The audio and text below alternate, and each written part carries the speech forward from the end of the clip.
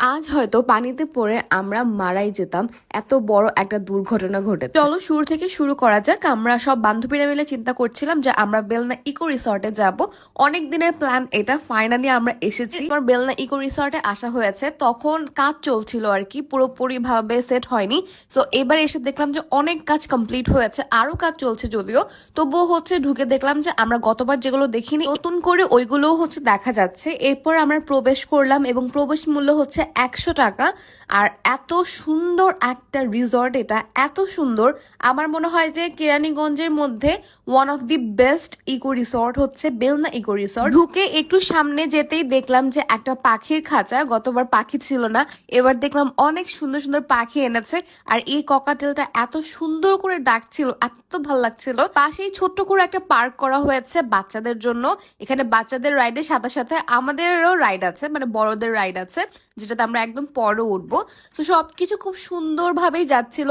আমরা এখানে ছবি তুলছিলাম, খুবই মজা করছিলাম। আমরা যখন গিয়েছি ওয়েদার এত সুন্দর, ঝিরিঝিরি বৃষ্টি পড়ছিল, তারপর একটা সময় বৃষ্টি থেমে গেল, আবহাওয়া এত বেশি ঠান্ডা, সবকিছু একদম পারফেক্ট ছিল। বাট এরপর হচ্ছে যেটা হয়েছে, আসলে ওটা পুরো আনএক্সপেক্টেড। আমার বান্ধবীরা বলতেছিল আগের মানুষদের হচ্ছে পোজ দিয়ে আমরা একটা ছবি তুলি, পরে আমি দেখাইতেছিলাম যে এভাবে এভাবে করে ছবি তুল, মানে এইভাবে আগের মানুষগুলো ছবি তুলতো না, তো ওইভাবে হচ্ছে দেখাইতেছিলাম। আর আমরা অনেক বেশি মজা করতেছিলাম। আর এখানে অনেকগুলো দোলনা আছে যেগুলোতে তোমরা বসে অনেক ভালো সময় কাটাতে পারবা।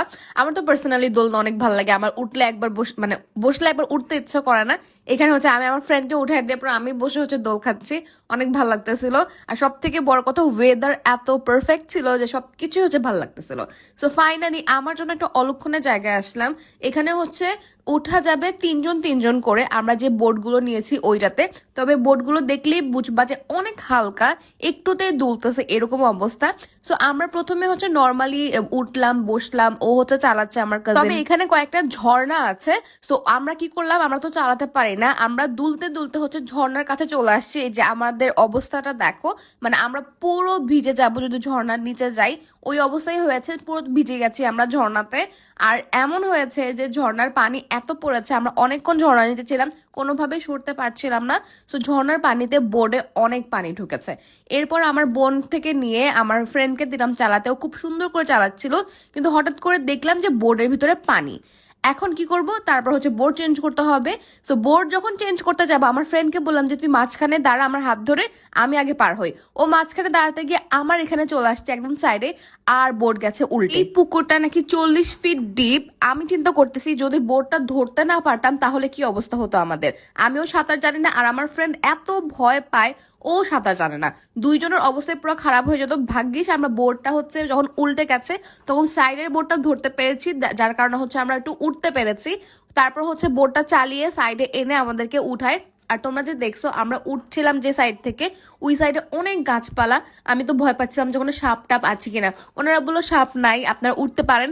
উঠার পর দেখলাম ওখান থেকে একটা সাপ ওঠানো হয়েছে, মানে বিপদের উপর বিপদ। বাট আলহামদুলিল্লাহ আমরা দুইজনই ঠিক আছে। আমরা এত বেশরম, আমরা এখনো হাসতেছি, কোনোভাবে আমাদের হাসি থামতেছে না। আমরা কিন্তু পুরো ভিজে আছি, আমিও পুরো গলা পর্যন্ত ভিজা, আমার বান্ধবীও গলা পর্যন্ত ভিজা। স্টিল সেদিকে আমাদের ভ্রুক্ষেপটাই, আমরা হাসতেছি তবুও মজা করতেছি।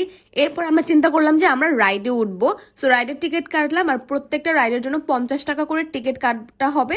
সো এখানে হচ্ছে হাফ মুনের যে একটা আছে, রাইড আছে, মানে ওই যে দুলে নৌকা টাইপের। সো ওইটাতে আমরা উঠে গেলাম। আর এটাতেও আমি বেশ ভয় পাচ্ছিলাম, দেখো একদম বিল্ডিং এর উপরে উঠাই দিচ্ছে, এটাকে অনেক অনেক উপরে উঠাচ্ছে।